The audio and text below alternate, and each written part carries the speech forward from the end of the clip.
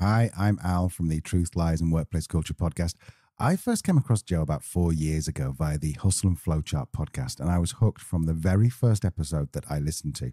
Not only did Joe host amazing guests every single week, including some of my marketing and genuine business heroes, but everything he produced was simple and really powerful and had a great message behind it.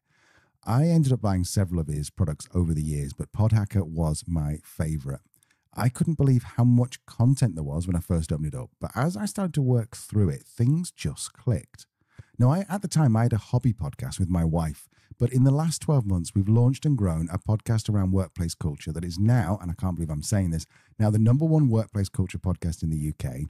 It's regularly in the top 20 chart on Spotify and Apple.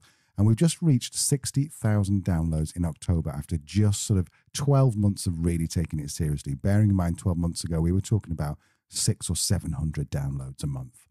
So whether you've just heard of Joe or you've been a follower like me for years, my advice is to buy anything and everything he produces. It's genuinely the best training I've ever spent money on. Thanks for teaching me so much, Joe. I really owe you.